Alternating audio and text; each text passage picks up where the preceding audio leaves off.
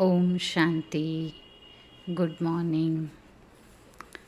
तो बाबा हम बच्चों को साक्षी दृष्टा का और बाप के साथी रहने का पाठ किस प्रकार हम इस संगम युग पर अदा कर सकते हैं उसकी विधि बता रही हैं, जिसमें तपस्या का अर्थ तेरापन हो लेकिन मेरापन नहीं होना चाहिए। बाबा तपस्वी आत्माओं का अर्थ एक बाप दूसरा ना कोई, ऐसी लगन की अवस्था होनी चाहिए समझा रहे हैं। और साथ साथ बाबा कहते तपस्या में संतुष्टता ज़रूर हो, तभी हम अपने किए हुए पुरुषार्थ से अपने आप को सफलता प्राप्त होता हुआ देख सकेंगे। इसलिए बाबा ने कहा है इस पूरे कार्य में अपने आप को जितना हम मास्टर रचयिता समझेंगे तो माया विघ्न भी डालेगी, तो माया हमारी रचना कहलाएगी। और रचना जब कहलाती है तो हमें उस पर जीत पाने का हक और एक्स्ट्रा दिखाई पड़ता है। इसलिए बाबा कह रहे हैं बच्चे, माया के खेल बहुत हैं, अनेक प्रकार से वो खेल खेलती हैं, लेकिन आप साक्षी होकर जितना न्यारे होकर खेल को देखेंगे उतना आप उसका मनोरंजन का अनुभव करेंगे। तो लास्ट पॉइंट बाबा की थी फर्स्ट नंबर अर्थात फास्ट पुरुषार्थ, और जिसका फास्ट पुरुषार्थ है वो पीछे नहीं होगा, सदा साक्षी और सदा बाप का साथी है, ये उसको याद रखना है। फिर दूसरी पॉइंट, पार्टी बैठी है, बाबा मिल रहे हैं। सदा अपने को सहज योगी सहज ज्ञानी समझते हो। देखिए, ज्ञानी योगी होना तो ठीक है, लेकिन ज्ञान को भी सहज रीति से अपने जीवन में लाना और योग भी करना, कोई मुशक्क़त ना लगे, कोई मेहनत ना लगे, क्योंकि ये संबंध से होने वाला योग है। इसलिए बाबा कह रहे हैं आप अपने आप को ज्ञान में भी सहज और योग में भी सहज समझते हो। सहज है या मेहनत है? जब माया बड़े रूप में आती है तो मुश्किल नहीं लगता है। मधुबन में बैठे हो तो सहज है, वहाँ प्रवृत्ति में रहते जब माया आती है फिर मुश्किल लगता है। प्रवृत्ति में रहते हुए संबंध संपर्क के मध्य जब माया आती है तब मुश्किल लगता है। पूछ रहे हैं बाबा, कभी कभी भी लगता है तो क्यों लगता है? वैसे तो हम जब सहज योगी सहज ज्ञानी हैं तो परिस्थितियों पर जीत प्राप्त करना भी हमारे लिए अति सहज है। तो ऐसे में बाबा कह रहे अगर कभी कभी भी हमें मुश्किलात का अनुभव होता है तो उसका कारण क्या है? मार्ग कभी मुश्किल कभी सहज है ऐसे नहीं कहेंगे। मार्ग सदा सहज है, लेकिन आप कमज़ोर हो जाते हो। मार्ग कोई मुश्किल सहज की बात नहीं है, आप कमज़ोर हो जाते हो, इसलिए सहज भी मुश्किल लगता है। कमज़ोर के लिए कोई छोटा सा कार्य भी मुश्किल लगता है। कमज़ोर भी होगा ना, तो बाबा कह रहे हैं वो कमज़ोर व्यक्ति को छोटा सा काम जो रेगुलरली बहुत बार कर चुका है, लेकिन वो भी उसको कैसा लगेगा जैसे बहुत बड़ा कार्य है, मुश्किल लगता है। अपनी कमज़ोरी मुश्किल बना देती हैं, बाकी मुश्किल है नहीं। अच्छा, कमज़ोर क्यों होते हो? बाबा कमज़ोरी का भी कारण बता रहे हैं। कमज़ोर क्यों होते हो? क्योंकि कोई ना कोई विकारों के संग दोष में आ जाते हो। कमज़ोरी का जो रूप होता है वो मुख्य क्या है? किसी ना किसी प्रकार के विकार का संग दोष है। सत का संग किनारे हो जाता और दूसरा संग यानी जो कुसंग है, विकारों का संग है, उसका दोष लग जाता है।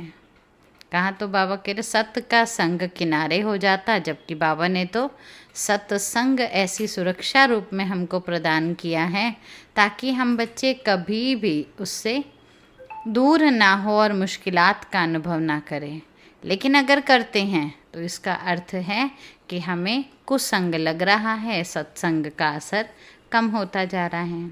इसलिए भक्ति में भी क्या कहते थे, सदा सत्संग करते रहो। सत्संग अर्थात सत्य बाप के संग में रहना।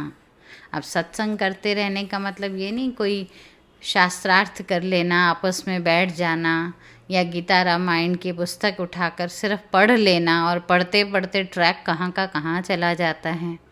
तो बाबा ये नहीं कह रहे हैं सत्संग करने का अर्थ कोई पुस्तक का अध्ययन करना है, बल्कि सत्संग का अर्थ है सत्य बाप के संग में रहना। तो बाबा पूछ रहे हैं, बच्चे आप सदा सत्संग में रहते हो या संग में भी चक्र लगाते रहते हो? संग में चक्र लगाना माना कभी कुसंग कभी सत्संग, या सत्संगी में भी कभी बाबा तो कभी निमित्त, बुद्धि इधर उधर तो नहीं भटक जाती। अच्छा, सत्संग की कितनी महिमा है, और आप सबके लिए तो सत्य बाप का संग अति सहज है। अगर हम दुनिया के रूप से भी देखें तो बाप का संग सभी आत्माओं के लिए कितना सहज है, क्योंकि समीप का संबंध है ना। सबसे समीप संबंध है बाप और बच्चे का। यह संबंध सहज भी है और साथ साथ प्राप्ति कराने वाला भी है। ऐसे संबंध को बाबा कह रहे बच्चे सहज भी हैं और साथ साथ प्राप्ति कराने वाला भी है। तो आप सभी सदा सत्संग में रहने वाले सहज योगी, सहज ज्ञानी हैं ना। सदैव यह सोचो कि हम औरों की भी मुश्किल को सहज करने वाले हैं। अपनी बुद्धि में हमेशा क्या आना चाहिए, क्योंकि हमारा सत्य बाबा के संग लग गया है बुद्धि का, और दूसरा ज्ञान भी हमारे लिए सहज है, योगी जीवन भी हमारे लिए सहज है, तो हम तो औरों की भी मुश्किल को सहज करने वाले हैं। जो दूसरों की मुश्किल को सहज करने वाला होगा, बहुत सुंदर लाइन है, हम अपने आप को चेक कर सकते हैं। बाबा कह रहे जो दूसरों की मुश्किल को सहज करने वाला होगा वह स्वयं मुश्किल में नहीं आ सकता। है आप सभी को ऐसा अनुभव? हाँ जी कहेंगे। बाबा कह रहे हैं जो दूसरों की मुश्किल को सहज करने वाला है, क्यों? क्योंकि उसको दुआएं इतनी मिलती हैं बाबा की, जिसकी मुश्किल हल करी उसकी दिल की दुआएं, तो ऐसे में वह स्वयं मुश्किल में नहीं आ सकता। अच्छा, सेवा में क्वालिटी है या क्वांटिटी है? अब सेवा तो कर रहे हैं, लेकिन क्वालिटी वाली सेवा माना थोड़ी सी सेवा, लेकिन उसका जो फल है वो बहुत ज़्यादा है। क्वांटिटी वाली सेवा माना बस भीड़ इकट्ठी कर ली है, समझा या नहीं समझा उस पर ज़्यादा जोर नहीं दिया। तो बाबा कह रहे बच्चे आपकी सेवा की क्वालिटी क्या है? क्वालिटी वाली सेवा है या क्वांटिटी वाली सेवा है? क्वालिटी वालों की निशानी क्या होती है? क्वालिटी की सेवा जो होगी, माना जिसकी भी सेवा करेंगे, जिसको भी तेल लगाएंगे बाबा का, जिसको भी बाप का परिचय देंगे, अगर वो देने का तरीका, वो जो भाव है अंदर, वो क्वालिटी वाला होगा, तो बाबा कहते हैं उसकी निशानी कैसे मालूम पड़े मैंने क्वालिटी वाली सेवा करी? तो बाबा कह रहे क्वालिटी वाली आत्मा की निशानी है वह आते ही अपनापन महसूस करेंगे, क्योंकि इतनी अच्छे से चाहे एक व्यक्ति निकाला, लेकिन उस एक की पालना इतनी अच्छे से करी जो उसको लगेगा यहाँ मेरा परिवार है, यहाँ जो भी है वो मेरे अपने हैं, मैं कहीं और नहीं आया हूँ। उनके शब्द भी पता है क्या होते हैं? मोस्टली मैंने जो देखा वो कहते हैं हमारा बाबा, हमारा परिवार। लेकिन जो क्वालिटी वाले नहीं होते, क्वांटिटी वाले होते हैं ना, वो आते समय क्या कहेंगे, आप लोग सेवा बड़ी अच्छी करते हो, आप लोगों के यहाँ ना सफाई बड़ी अच्छी है, आप लोगों के यहाँ आप लोग मतलब हमारापन नहीं आ रहा अनुभव। तो बाबा यहाँ ध्यान खिंचवा रहे हैं कि हमारी सेवा क्वालिटी वाली होनी चाहिए, और उस सेवा का मूल महत्व क्या है, वह आते ही अपनापन महसूस करेंगे। उनको ये स्मृति स्पष्ट होगी कि मैं इसी परिवार का था और आखिर मैं इस परिवार में पहुंच गया।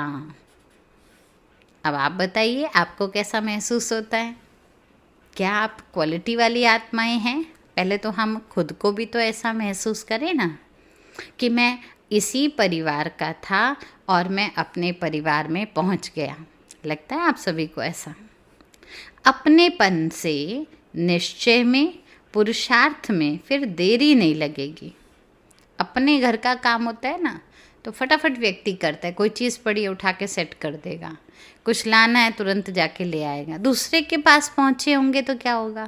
कहेंगे मुझे नहीं पता कहाँ रखना होता है, मुझे नहीं पता कहाँ से लाना होता है, मेहमान बनकर बैठे रहेंगे। अपनेपन में भावना होती है। तो बाबा यहाँ पूछ रहे हैं, आप भी इस परिवार में आ गए तो पहले तो अपने आप को चेक करें कि क्या मुझे अपनेपन की महसूसता होती है, और अगर हो रही है वैसे तो अच्छी बात है, निश्चय है, ये आप सब लिख भी रहे हैं। तो बाबा कह रहे चेक क्या करना है, अपनेपन में, निश्चय में, पुरुषार्थ में देरी नहीं लगती। जब मेरा बाबा है, मेरा परिवार है, इसी परिवार में मुझे पहुंचना था, ये मेरी बड़ी उम्मीद थी, तो बस अब पहुंच गया हूं तो करे ना फटाफट काम, फिर क्यों हम डिले कर रहे हैं। वह अपने परिवार को परख लेगा, अपने बाप को पहचान लेगा, तो अपनेपन का अनुभव होना ये पुरुषार्थ में क्वालिटी की निशानी है।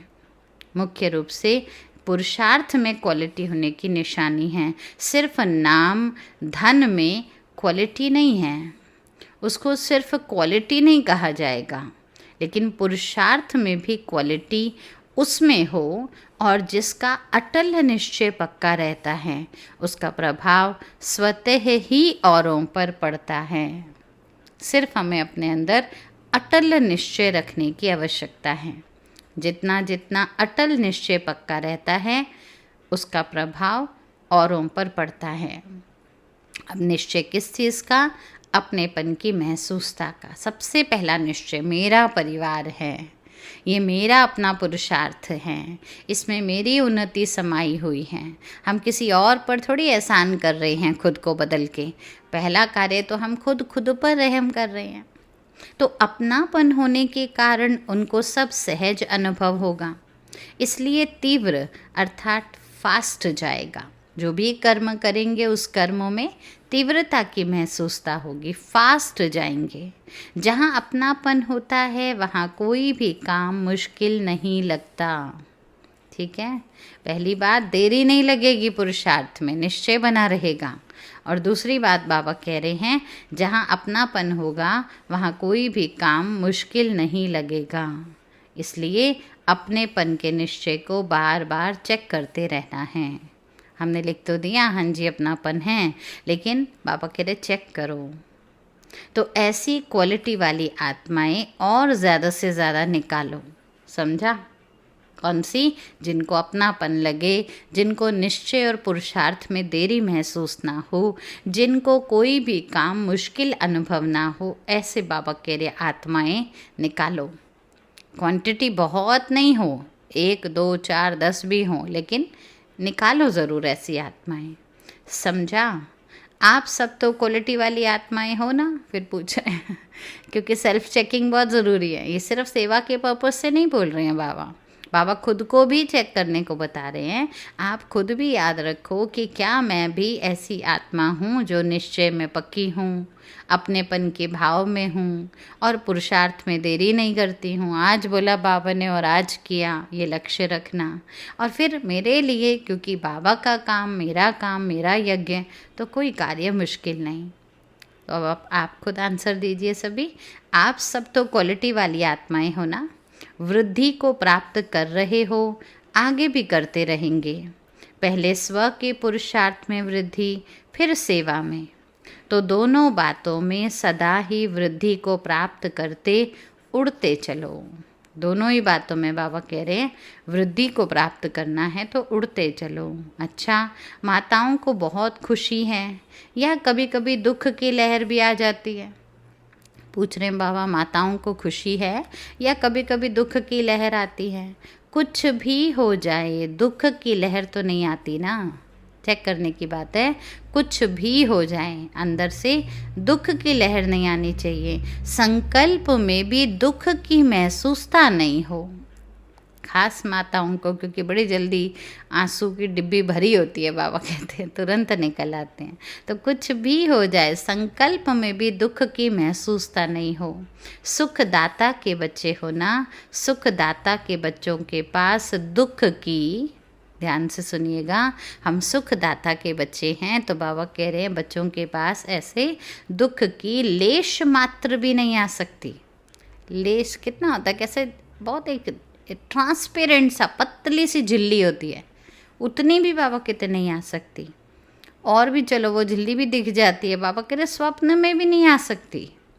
तो ऐसी सुखदायी आत्मा हो, फिर से चेकिंग की पॉइंट मिल रही है बाबा, ऐसी सुखदायी आत्मा हो, क्या भी हो जाए दुख नहीं हो सकता, क्या भी हो जाए, कुछ भी। सबसे बड़ी चीज़ क्या होती है, अपना कोई चला जाए, सबसे बड़ा दुख होता है ना। तो बाबा कह रहे क्या भी हो जाए, आगे बाबा कह रहे सुख में रहने वाले और सुख देने वाले दुख की दुनिया को छोड़ दिया है ना, तो दुखी हो नहीं सकते। इसमें पास होना है, परीक्षाएं तो ऐसी ही आएंगी, तभी तो मालूम पड़ेगा। और ये बाबा परिस्थिति आने से पहले हमें तैयार कराते हैं, जिससे हमें मालूम पड़ता है हम उसमें पास हुए या नहीं हुए। इसलिए बाबा कह रहे क्या भी हो जाए, ज़्यादा से ज़्यादा तो दुख इसी चीज़ का होता है ना, वस्तु गुम हो जाए, कुछ हो जाए तो फिर भी कहते चलो कोई नहीं, कमा लेंगे। लेकिन व्यक्ति का चला जाना बहुत बड़ा, जो कभी कल्प के बाद ही मिलेगा। और ऐसे में भी बाबा कह रहे सुख में रहना, सुख देना, दुखी ना होना, और ये अंदर से क्या हो, दुख की दुनिया को ही मैंने छोड़ दिया, ऐसी महसूसता बाबा कह रहे पक्की रखो। फिर तीसरी बाबा तैयारी करा रहे हैं, डबल विदेशी बताओ आपका इस आबू पर्वत पर कौन सा यादगार है। डबल विदेशियों से बाबा पूछ रहे हैं। अच्छा भारतवासी सुनाओ आपका यादगार कौन सा है। अच्छा भारतवासियों का यादगार अचलगढ़ है, तो डबल विदेशियों का यादगार क्या है, दिलवाड़ा है। दोनों ही यादगार है। मतलब भारत में तो देखो आध्यात्मिक देश है, तो व्यक्ति की भावना बनी रहती है अटल रूप से। लेकिन जो विदेशी हैं, जिनको अध्यात्म का नहीं इतना मालूम है, भावनाएं नहीं होती हैं, लॉजिकल माइंड वाले होते, फिर वो क्या करते हैं, वो दिल वाले बहुत होते हैं, सच्ची दिल होती है ना उनकी, मैनिपुलेशन नहीं। तो उस भाव से बाबा कह रहे दिलवाड़ा मंदिर आपका यादगार। अचलगढ़ कौन बन सकता है, जिसने, अब दोनों का बाबा कनेक्शन बता रहे हैं, जिसने दिलाराम को अपना बना लिया वही तो अचल बन सकता है। ठीक है, अचल बनने की विधि क्या है, बहुत सुंदर विधि बाबा ने बताई। जिसने दिलाराम को अपना बना लिया वो अचल बन सकता है। इसलिए दोनों ही यादगार बहुत कायदे प्रमाण बने हुए हैं।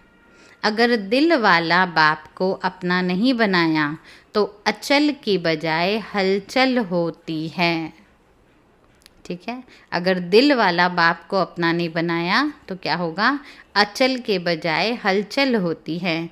कोई भी चीज़ में हलचल होती रहे तो वह फिर टूट जाएगी, और जो अचल होगी वो सदा कायम रहेगी। तो अचल और हलचल का ये हमें समझ बहुत ज़रूरी है। तो सदैव ये स्मृति में रखो, हम दिल वाला बाप को दिल लेने वाली अचल आत्माएं हैं। बाबा दिल वाला है और हम उनकी दिल लेने वाली अचल आत्माएं हैं। तो अचल घर कौन है, ये मेरा यादगार है। हर एक ऐसा अनुभव करे, करते हैं आप सभी। ऐसे नहीं ये ब्रह्मा का यादगार है, महारथियों का नहीं, ये मेरा यादगार है। हाँ जी, करते हैं। देखो ड्रामा अनुसार अपने यादगार स्थान पर पहुंच गए हैं ना। अब चाहे डबल विदेशी हैं, दूर दूर से रहते हैं, किसी ने क्या ही सोचा होगा हम इंडिया आएंगे कभी। और अच्छा आएंगे भी तो अपने ही यादगार स्थान पर पहुंच भी जाएंगे, वो भी माउंट आबू, जहाँ ये बना ही हुआ है भक्ति काल का। नहीं तो पाकिस्तान से आबू में आना ये तो स्वप्न में भी नहीं हो सकता था। कहाँ सिंध कराची पाकिस्तान में थे, फिर आबू में आए, आकर यहाँ हम मुख्यालय बनाएंगे, सारा देश विदेश मिलेगा एक साथ, सोचा थोड़ी ना था। लेकिन ड्रामा में यादगार यहीं था, इसलिए पहुँच गए। कितनी जगह इधर उधर देखी, लेकिन पहुँचे कहाँ, जहाँ यादगार। तो अपने ही यादगार को देख हर्षित रहते हो। अचल रहना कोई मुश्किल बात नहीं है। कोई भी चीज़ को हिलाते रहो तो मेहनत भी और मुश्किल भी होगी, सीधा रख दो तो सहज होगी, है ना। हिली हुई चीज़ को देखना भी देखो मुश्किल होता है। कहते 1 मिनट टिक के बैठो तो सही, उस चीज़ को थमाओ तब तो दिखाई दे आखिर क्या है। तो सीधा रखो सहज है। ऐसी मन बुद्धि, अब मुख्य बात क्या है, ऐसी मन बुद्धि को भी हलचल में आना कितना मुश्किल होता है, और मन बुद्धि एकाग्र हो जाती है तो कितना सहज होता है। तो अभी हलचल में आना पसंद ही नहीं करना, अच्छा ही नहीं लगेगा। हलचल में नहीं आने की ज़रूरत, बाबा मिल गया अब मैं क्यों हलचल में आऊँ। जब मुझे एक बल, एक भरोसा, एक ठिकाना मिल गया, पाना था जिसको मैंने पा लिया, फिर हलचल में क्यों आए। तो आधा कल्प हलचल में आते थक गए हो ना। कौन सी हलचल, कभी जप तप तीर्थ, तो तन की हलचल भी करी, फिर मन की हलचल, आज इनमें लगाओ मन, कल किसी में लगाओ मन सोमवार किसी में, मंगलवार किसी में, तो मन भी विचलित हो जाता है कहाँ जाऊँ। फिर धन की हलचल, ये भी करना है नहीं तो यहाँ नाराज़ हो जाएगा, वहाँ चढ़ाना है नहीं तो वहाँ कुछ पाप चढ़ जाएगा, डर रहता है, ये दान वो दान। अभी मतलब आप देखो मरने पर भी इतनी सारी चीज़ें होती हैं, वो कहते हैं जी उसको भी दान दो, उसको भी दान दो, नहीं तो ये पूरा नहीं होगा, गई हुई आत्मा को ऐसा नहीं होगा। तो धन की भी कितनी हलचल है। अगर सच में ज्ञान बुद्धि में ना हो तो कितनी बुद्धि हलचल में ले आते हैं। तो तन से भी भटकते रहते हैं, कभी किस मंदिर में, कभी किस यात्रा पर, कभी किस यात्रा पर मन परेशानियों में हलचल में आता रहता है। धन में देखो कभी लखपति कभी कखपति, उतार चढ़ाव तो होता ही है ना। तो अनेक जन्मों की हलचल का अनुभव होने के कारण, चलो इस जन्म में हम जल्दी से ज्ञान में आ गए मान लीजिए, लेकिन पिछले जन्मों में और बहुत अनेक जन्मों में तो हमने भक्ति करी है ना। तो बाबा कह रहे इतने हलचल का अनुभव होने के कारण अभी अचल अवस्था अति प्रिय लगती है, और लगनी भी चाहिए, ऑप्शन नहीं है ये। इसलिए दूसरों के ऊपर भी रहम आता है, शुभ भावना शुभकामना उत्पन्न होती है कि ये भी अचल हो जाएं। जो भटक रहे हैं ना, आज कहाँ कहीं कुछ जा रहे हैं, आज कोई व्रत रख रहे हैं, आज कोई व्रत है, तो उनको भी देखकर अंदर से रहम आता है। तो अचल स्थिति वालों का विशेष गुण होगा रहम दिल। अब ये भी चेक करने की पॉइंट है, मैं अचल हूँ, अचल हूँगा तो रहम दिल हूँगा। सदा हर एक आत्मा के प्रति दाता की भावना हो, ऐसे मास्टर दाता बने हो, या दूसरे को देखकर घृणा आती है। रहम आता है, दया भाव आता है, दातापन की स्मृति आती है, या क्यों क्या उत्पन्न होता है। आप सबका विशेष टाइटल है विश्व कल्याणकारी, ये विशेष टाइटल। तो जो विश्व कल्याणकारी है उसको हर आत्मा के प्रति कल्याण की भावना होगी। उसके अंदर स्वतः ही किसी आत्मा के प्रति घृणा भाव, द्वेष भाव, ध्यान से सुनिएगा, क्योंकि हम विश्व कल्याणकारी टाइटल लेते हैं तो हमारे मन में किसी भी आत्मा के प्रति घृणा भाव, द्वेष भाव, ईर्ष्या भाव, ग्लानि का भाव उत्पन्न ही नहीं होगा। इसको कहा जाता है विश्व कल्याणकारी आत्मा। ठीक है, हम हैं ऐसे, चेक करना है। पूछ रहे हैं बाबा ऐसे हो, या कभी कभी दूसरे भाव में आ जाते हो। अगर आ भी जाते हो तो आज की बाबा की आज्ञा क्या है बच्चे, सदा विश्व कल्याणकारी बनकर रहो। किसी के प्रति कोई भी भाव आपके मन में इस प्रकार का नहीं आना चाहिए। तो सदा विश्व कल्याणकारी बनकर हमें रहना है। अच्छा, यहाँ पर मुरली कंप्लीट होती है। बाबा हम बच्चों को ऐसी मीठी शिक्षाओं से सर्व को शुभ भावना देने की तैयारी कराते रहते हैं। चलिए सारे विश्व को कल्याण की भावना और साथ साथ शुभ भावना देते हुए दुआएं दें। ओम शांति।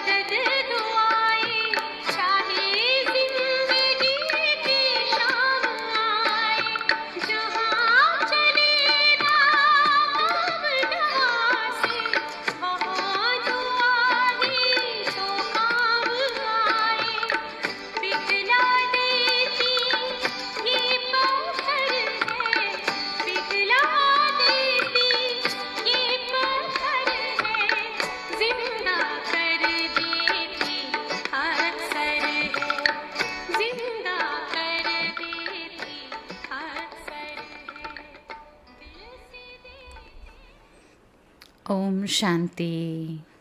तो आज सारा दिन विश्व कल्याणकारी बनकर हर एक आत्मा के ऊपर घृणा, ईर्ष्या भाव ये सब समाप्त करके बस हमें एक ही भाव रखना है, वो है रहम का भाव, दया का भाव।